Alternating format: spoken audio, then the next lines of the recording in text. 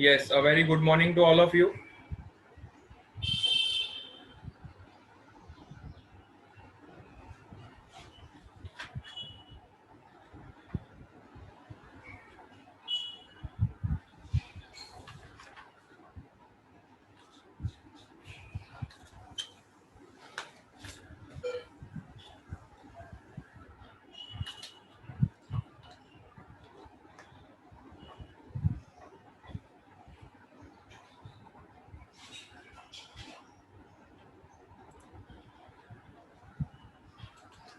First, we will take your attendance.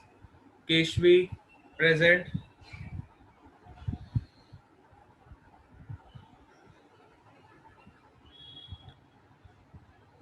Pooja, present.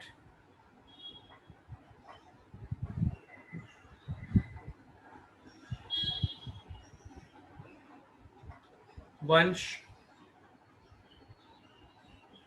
Vansh is present. Nirali Chaudhary, Varshil,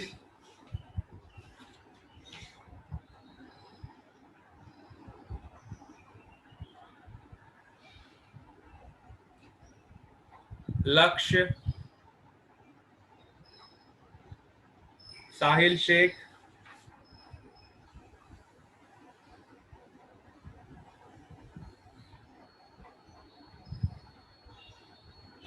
Mayur,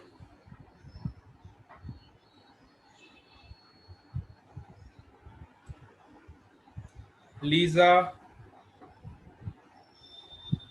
Chaudhary Deep, Dhruv,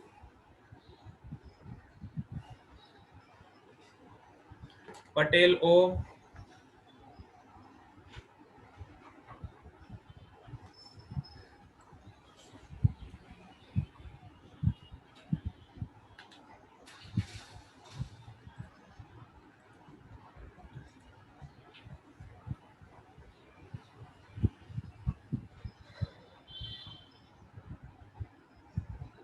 Yes, all of you have joined.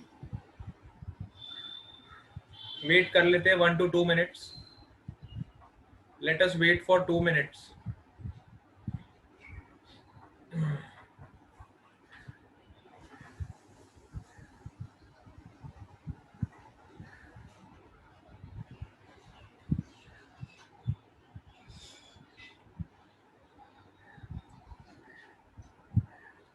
Keshavi, पूजा, वंश, निराली, वर्षिल, लक्ष्य, साहिल, मयूर,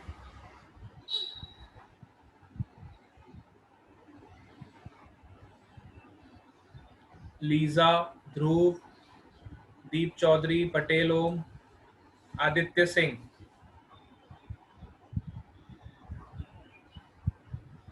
भावना,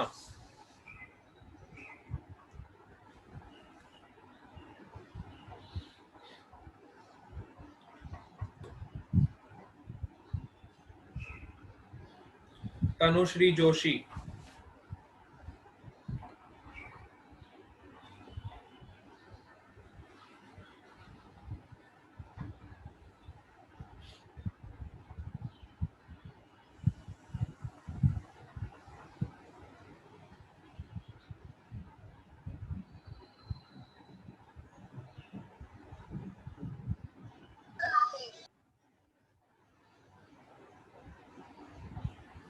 कुश पटेल, कुश पटेल भी आ गया।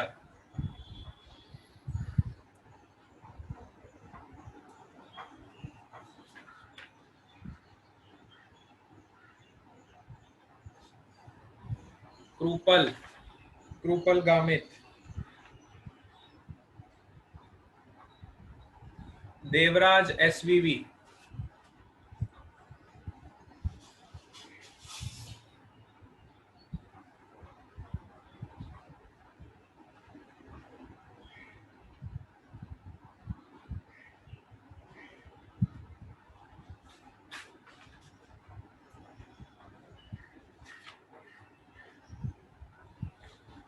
चलो ठीक है। खुशबू,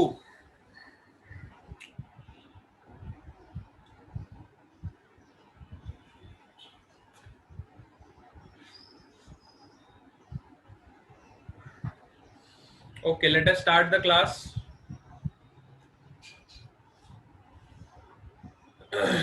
खुशबू तक सबका अटेंडेंस हो गया है, इसके बाद देखो कोई आएगा तो। कल की क्लास में हम क्या पढ़ रहे थे?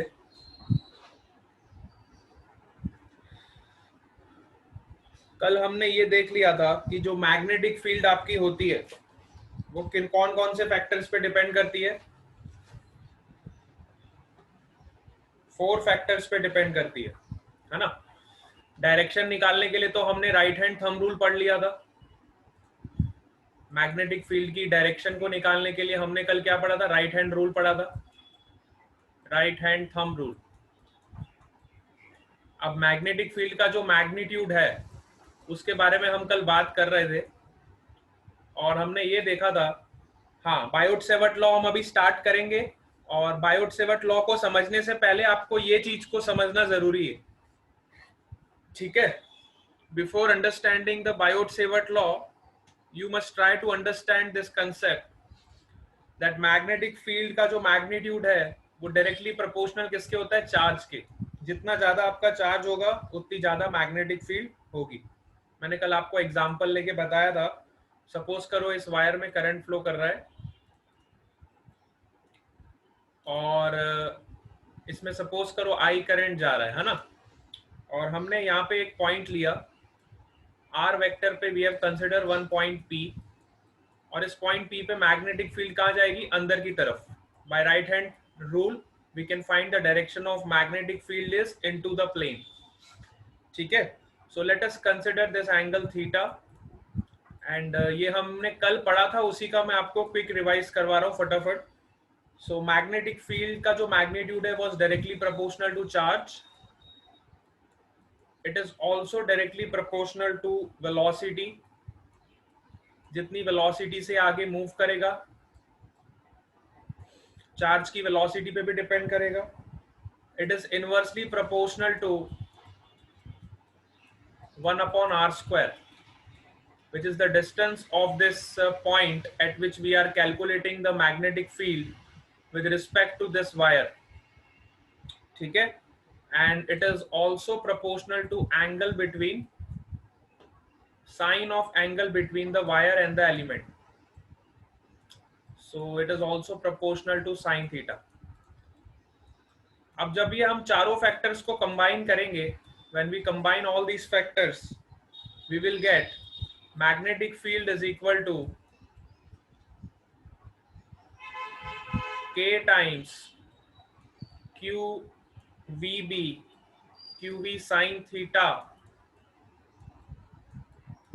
upon r². This is the magnitude of the magnetic field. और कल मैंने आपको बताया था कि ये k का वैल्यू किसके बराबर होगा? This k will be equal to μ0/4π। अगर आपका मीडियम कौन सा है? If your medium is free space, if your medium is free space, then this constant will be μ0/4π। जैसे हम इलेक्ट्रोस्टैटिक्स में एप्सिलॉन नॉट यूज करते थे, इलेक्ट्रोस्टैटिक्स में हम पढ़ते थे एप्सिलॉन नॉट यूज करते थे, मैग्नेटिक फील्ड में हम क्या यूज करते हैं? म्यू नॉट, है ना? इसको हम परमिटिविटी बोलते थे, permittivity of free space. Mu naught को हम क्या बोलते हैं? It is permeability of free space. Mu naught is your permeability, it is not permittivity, it is permeability,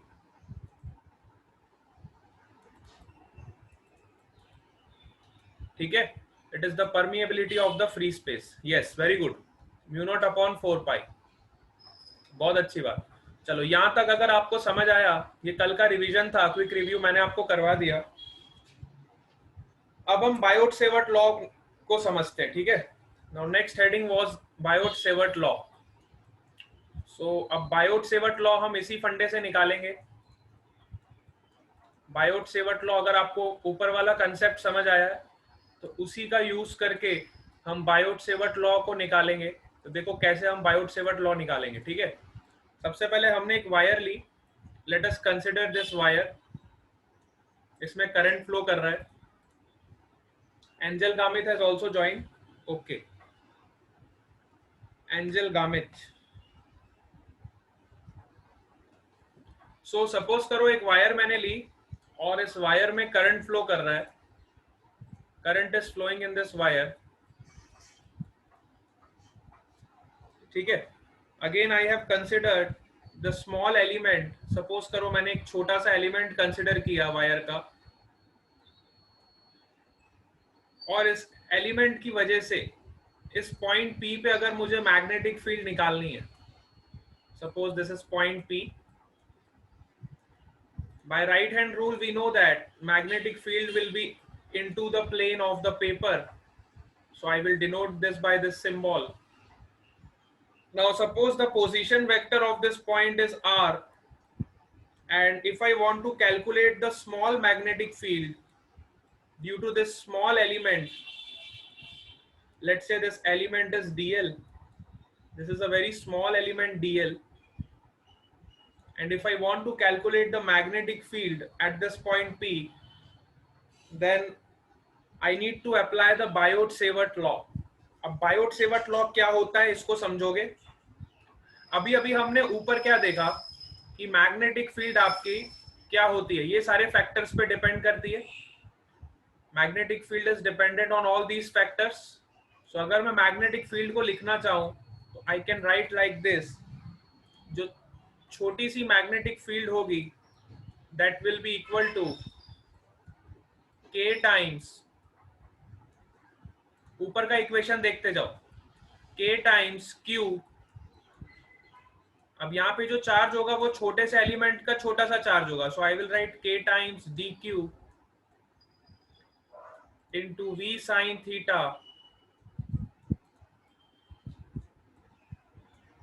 upon r square upon R square, ठीक है। इतना बात सबको समझ आई, ये स्टेप तक सबको समझ आया।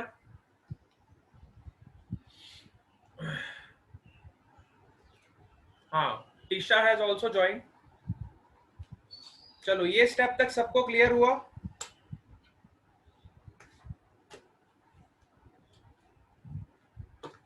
Very good. तो हमने क्या किया कि मैग्नेटिक फील्ड का जो लॉ है वो लगा के हमने इस इक्वेशन को लिखा, ठीक है। हमने ये इक्वेशन को लिखा। Priyanka has also join. तो मैग्नेटिक फील्ड का इक्वेशन लगा के हमने ये रिलेशन पता कर लिया। अब याद करो पुरानी कहानी जो हम पढ़ के आ चुके हैं। Current is also defined as, this current is also defined as n times e times a times vd. this vd was your drift speed, है ना। Current is also defined as NEAVD। ये वाला रिलेशन हम पढ़ के आ चुके हैं। किसी भी कंडक्टर में जब करंट फ्लो करता है, wire is also conductor, and if I amount of current is flowing in the wire, so I can use this relation that the amount of current flowing in the wire can also be represented as n times e times a times drift speed, है ना। ये वाला relation सब familiar हो, very good. सो हमने क्या किया, इस रिलेशन का यूज किया और हमने यहां से छोटे से चार्ज की वैल्यू निकाली। अब मैंने करंट को क्या लिखा, देखो dq upon dt which is equal to n times e times a times v. So I can simply write from here your small charge dq will be n times e times a times into v into dt.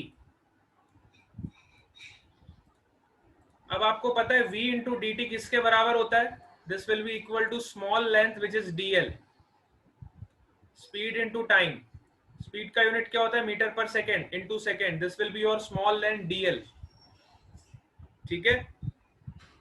सो मैं dq की जगह पे क्या लिख सकता हूं, I can write dq is equal to n e a into dl, ठीक है। dq की जगह पे मैंने क्या लिख दिया, NEADL. Let's say this is your equation number 2. अब इसको इक्वेशन नंबर 1 में सब्स्टिट्यूट करेंगे. ये वाली जो इक्वेशन हमने फाइंड करी थी, इस इक्वेशन में हम dq की वैल्यू को पुट करेंगे.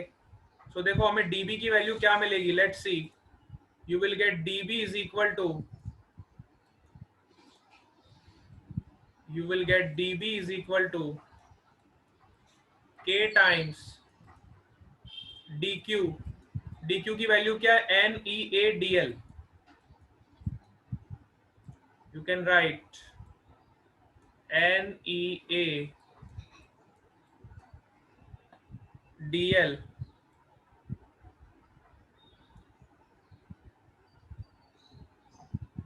अच्छा, यहाँ पे स्पीड भी आपको दी हुई है ना, तो हम VDQ की वैल्यू ही लिख लेते डायरेक्टली, है ना. V को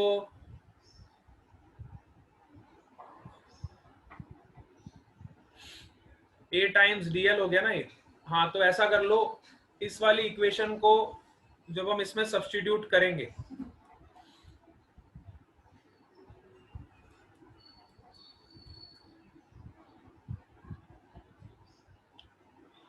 K टाइम्स DQ टाइम्स V. अच्छा, V का फैक्टर भी बच रहा है. V sin theta upon R square.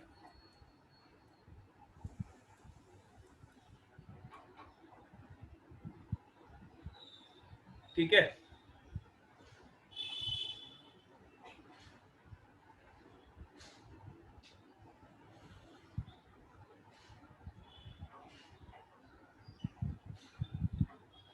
ठीक है ना, यहां तक सबको समझ आया. अच्छा, अब यहाँ पे अब इस इक्वेशन को देखो, तो NEAV को मैं क्या लिख सकता हूं. NEAV को मैं क्या लिख सकता हूं. करंट लिख सकता हूं. NEA वाले फैक्टर्स को आई कैन राइट करंट. सो मेरा जो DB हो जाएगा वो क्या हो जाएगा. K टाइम्स NEAV को मैं I लिख सकता हूं. I can write NEAV is equal to I. So you will get K times I DL sin theta upon R square. You will get this relation. अब इस रिलेशन को मैं use करूंगा, देखना. ठीक है, यहां तक सबको समझ आया ना. अब इस रिलेशन को देखो मैं कैसे यूज करूंगा. Now see. Now this small dB will be equal to, अब k की वैल्यू सब्स्टिट्यूट कर दो. k की वैल्यू क्या थी. Mu naught upon 4 pi into I times DL sin theta upon R square. तो जैसे ही मैंने इसको सब्स्टिट्यूट किया, so this will be your Biot Savart law. इसी लॉ को हम बोलते हैं बायोट-सेवर्ट लॉ. ठीक है. म्यू नॉट अपॉन 4 पाई जैसे आप सब्स्टिट्यूट करोगे, you will get this law. इसी लॉ को हम बोलते हैं बायोट-सेवर्ट लॉ. अगर मुझे वेक्टर फॉर्म में इस इक्वेशन को लिखना है, if I want to write this equation in vector form, so vector form में लिखने के लिए मैं क्या करूंगा. देखो, इस इक्वेशन को R से मल्टीप्लाई करो और R से डिवाइड करो. मैंने क्या किया, ये वाली इक्वेशन को वेक्टर फॉर्म में अगर मुझे लिखना है, तो वेक्टर फॉर्म में लिखने के लिए मैंने इसको R से मल्टीप्लाई किया और R से डिवाइड किया. तो देखो, आपका जो न्यूमरेटर वाला पार्ट होगा वो क्या हो जाएगा. DL sin theta into R, है ना.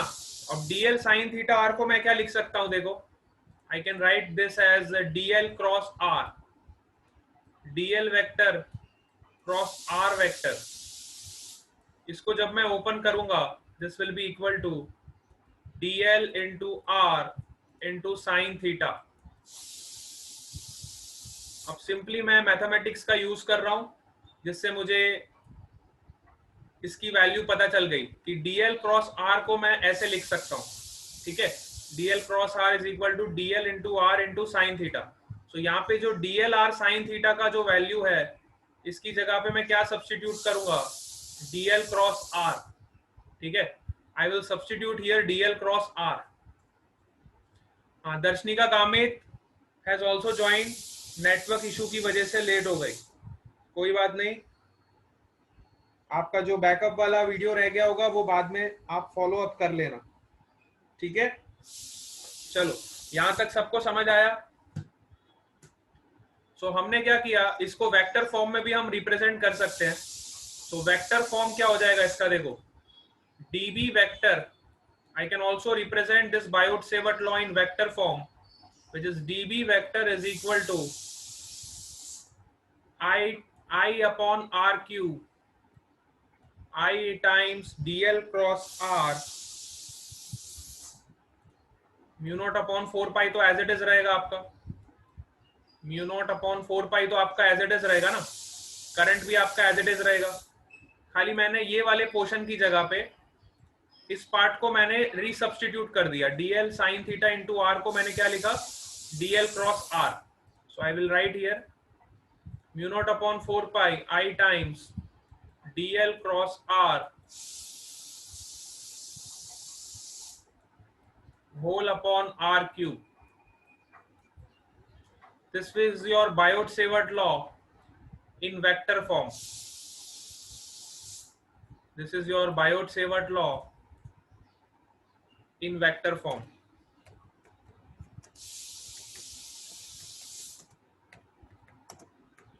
In vector form, ठीक है,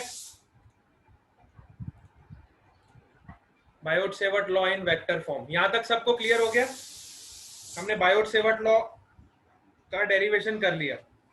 अब हम Biot-Savart लॉ का यूज कैसे करेंगे वो भी देख लो। अब हमने लॉ तो निकाल लिया, अब ये लॉ आपको याद रहना चाहिए, this equation is very important. ये जो Biot-Savart लॉ जो हमने डिराइव किया है, इसी लॉ का हम सब जगह पे यूज करेंगे, तो ये इक्वेशन आपको याद रहना चाहिए, this law is very very important, ठीक है। हाँ, this law is very important. यहां तक सबको क्लियर हो गया, यहां तक किसी को कोई डाउट? Yes,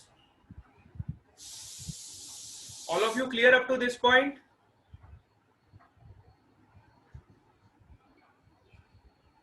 very good. चलो, तो ये Biot-Savart लॉ हमने डिराइव कर लिया। अब हम इसके एप्लीकेशंस देखेंगे, applications of Biot-Savart law. Very good, Aditya Singh, Om Patel, Puja, Keshavi, Darshanika, yes. So this equation is very important and this equation is very fundamental. You have to remember this equation because अभी हम जितने भी डेरिवेशंस करेंगे, प्रॉब्लम्स करेंगे, सबके सब इसी लॉ के बेस पे होंगे, ठीक है। ये लॉ आपको आना चाहिए। चलो, now we are going to discuss the application of Biot-Savart law. तो पहला एप्लीकेशन क्या है, to find magnetic field, or you can say magnetic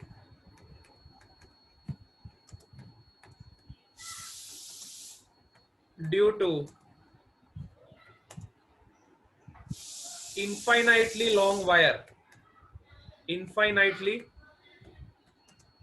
long wire।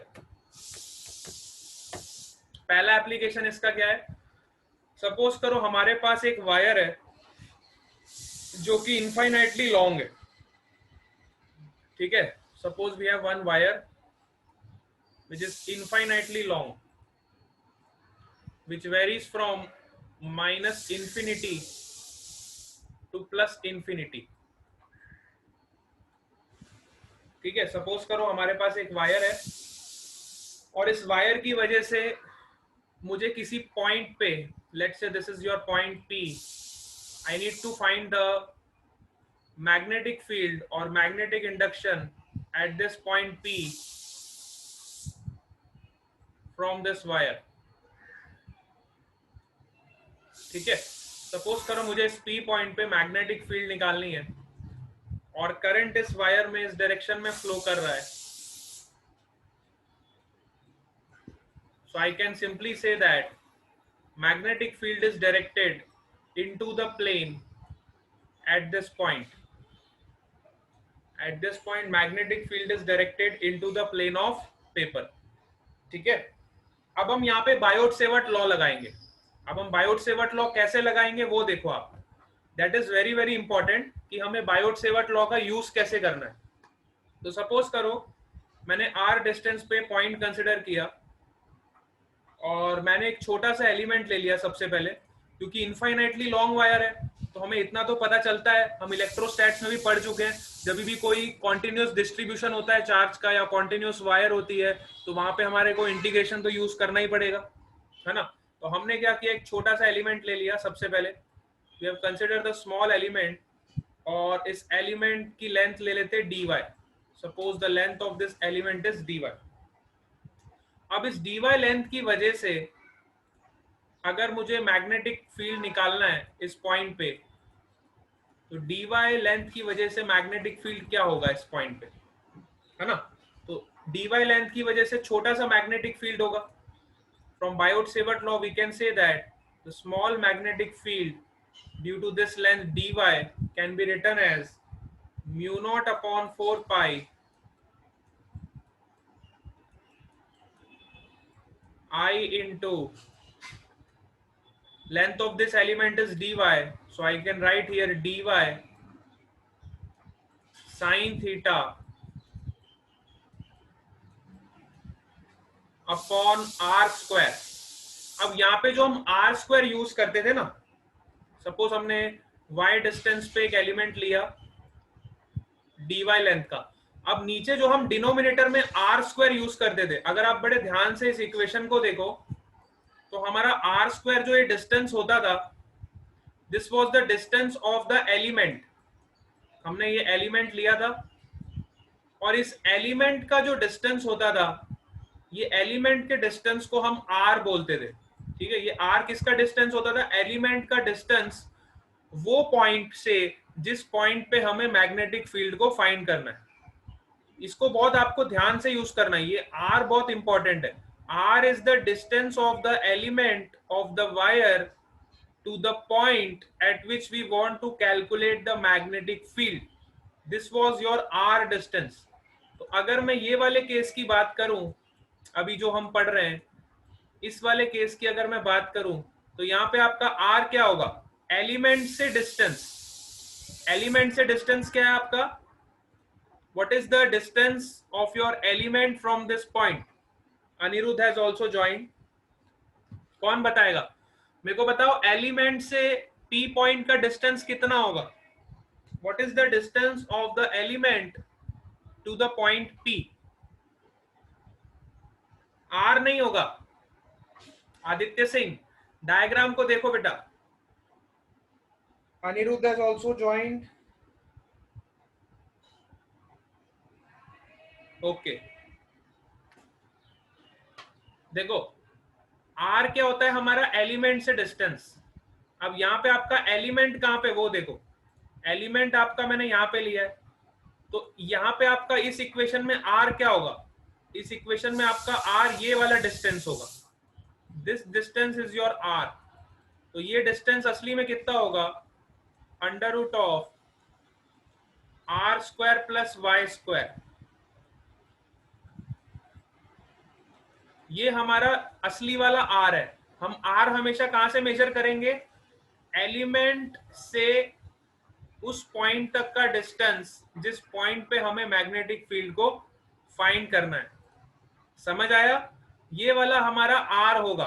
तो हम यहाँ पे ये r को पुट करेंगे, under root of r square plus y square का होल स्क्वायर. सो यहाँ पे हमने बायोट सेवर्ट लॉ को लगा दिया.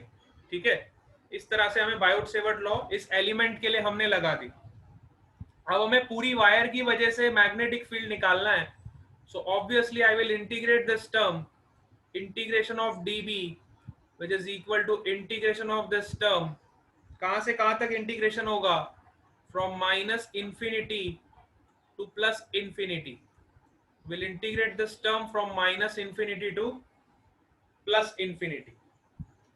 अब जैसे ही आप इसको इंटीग्रेट करोगे तो देखो थोड़ी सी अगर मैथ्स आपको आती है सो ये वाला पार्ट आपका हो जाएगा. So magnetic field at this point P which is equal to constant term को बाहर निकाल दो, mu naught I upon 4 pi. Constant term को पहले ही बाहर निकाल दो. अच्छा, साइन थीटा को मैं क्या लिख सकता हूं? ट्राइंगल से देख के मुझे बताओ, साइन थीटा को मैं क्या लिख सकता हूं?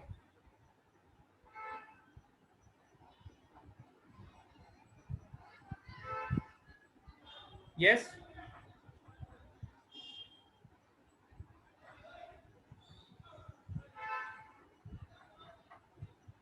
साइन थीटा को मैं क्या लिख सकता हूं? Suppose this angle is your theta. Wire के साथ पोजीशन का जो एंगल होता है वो थीटा होता था. ये भी आपको ध्यान रखना है. Theta is the angle between the wire and the position vector. मैं आपको फिर से लॉ दिखा देता हूं जिससे आपको ये ना लगे कि सर ये क्या कर रहे हो. आप ये लॉ को फिर से देखो. बायोट-सेवर्ट लॉ जब भी हम पढ़ते थे तो थीटा वाला जो एंगल होता था, यहाँ पे देख लो आप, ये वायर का पोजीशन वेक्टर के साथ एंगल होता था. Theta is the angle of the wire with the position vector R. तो ये आपको ध्यान रखना है हमेशा. तो इसलिए लॉ की एक एक चीज आपको पता होनी चाहिए. Then only you can derive this results. ठीक है.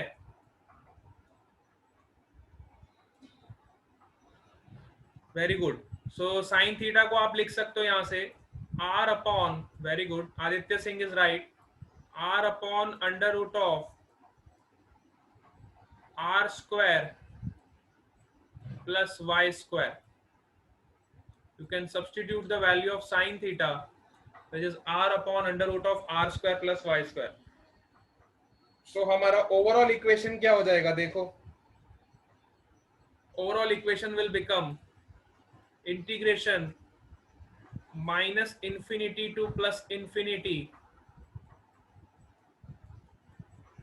and this term will become I times dy into r. अब डिनोमिनेटर में देखो ये रूट से और ये स्क्वायर कैंसिल हो जाएगा. So R square plus Y square का पावर 1 बचेगा और ये R square plus Y square का पावर 1/2. सो जब आप इसको ऐड करोगे you will get R square plus Y square का पावर 1 प्लस 1/2 विच इज 3/2. ठीक है. अब इसको इंटीग्रेट करने के लिए आपको थोड़ी मैथमेटिक्स लगानी पड़ेगी. तो मैथमेटिक्स लगा देते हैं थोड़ी सी, कोई दिक्कत नहीं है उसमें. लेट सपोज y इज equal to r tan theta. If you substitute y is equal to r tan theta, so जैसे ही आप इसको इस इक्वेशन में पुट करोगे so देखो आपको क्या मिलेगा. You will get dy is equal to r sec square theta d theta. Dy is equal to r sec square theta into d theta. You will substitute this result in this equation. So आपको final form क्या मिलेगा? देखो, you will get, ये constant तो as it is आएगा, mu naught I upon 4 pi integration I times dy की जगह पे क्या आ जाएगा? dy की जगह पे r sec square theta d theta. तो r sec square theta d theta into एक और r है ना, ये वाला r जब मल्टीप्लाई करोगे so you will get r square upon r square plus Y square. So you will get r square को कॉमन ले लो, y स्क्वायर की जगह पे क्या लिख सकता हूं? 1 plus tan square theta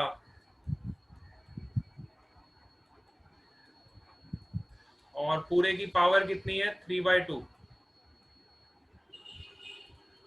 whole rest to 3/2। अब लिमिट्स कहां से लगाओगे, देखो जब आप प्लस माइनस इंफिनिटी पुट करोगे तो tan minus infinity will be, tan minus infinity क्या हो जाएगा, जब आप y की वैल्यू, यहाँ पे आप y की वैल्यू पुट करोगे माइनस इंफिनिटी, सो tan माइनस इंफिनिटी कब होगा, -π/2 पे होगा। और जब आप y की वैल्यू पुट करोगे प्लस इंफिनिटी, सो आपका थीटा कितना आएगा, +π/2। सो लिमिट्स आपकी चेंज हो जाएगी फ्रॉम -π/2 टू +π/2। ठीक है, थोड़ा सा इंटीग्रेशन है इसमें, लेकिन एक बार आप इसको समझ जाओगे then it will be very easy for you. चलो अब इसको सॉल्व भी करना है हमको, मैं बता ही देता हूं आपको कैसे करना है। सो μ0I/4π, अब यहाँ पे देखो 1 + tan² थीटा क्या हो जाएगा आपका, sec² थीटा, है ना। तो sec² थीटा की power 3/2, so you will gate sec³ theta, है ना।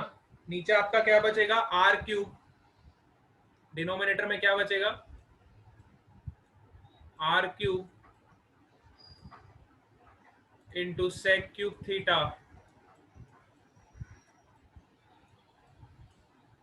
I into r² into sec² theta into d theta. So जब आप इसको कैंसिल करोगे, देखो sec² थीटा से sec² थीटा कैंसिल हो जाएगा तो एक ही पावर बचेगा, r² से r² कैंसिल हो जाएगा तो एक r बचेगा। अब आपका इंटीग्रेशन बहुत सिंपल हो जाएगा, लिमिट्स आपकी वही लगेगी -π/2 से +π/2।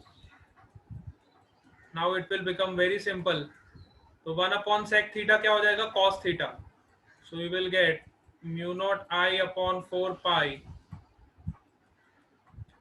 इंटीग्रेशन ऑफ, अच्छा r कांस्टेंट है तो r को भी बाहर निकाल लो।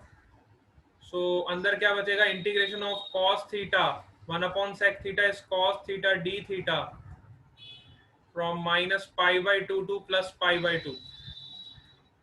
अब जब आप इसको इंटीग्रेट करोगे -π/2 से +π/2 तो आपको क्या मिलेगा, देखो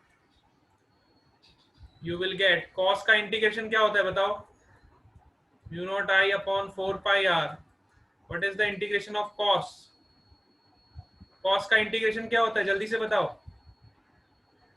sign, very good Aditya Singh, cos का इंटीग्रेशन होता है sine, so you will get sine of theta within the limits -π/2 to +π/2।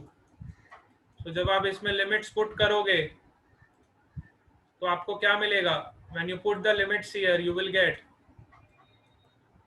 μ0I/4πr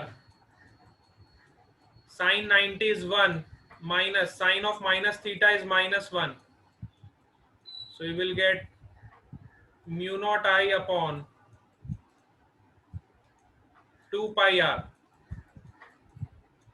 This result is very important for infinite wire. For infinite wire your magnetic field will be μ0I/2πr. This result is very very important and in questions you will use this relation directly. हम इतना बड़ा derivation नहीं करेंगे, हम directly इस relation को याद रखेंगे ताकि हम इजीली इसको यूज कर सके। ठीक है, μ0I/2πr is the magnetic field due to infinitely long wire। और हमने इसको कैसे निकाला, बायोट-सेवर्ट लॉ से हमने इसको डिराइव किया। ठीक है, वी हैव डिराइव्ड दिस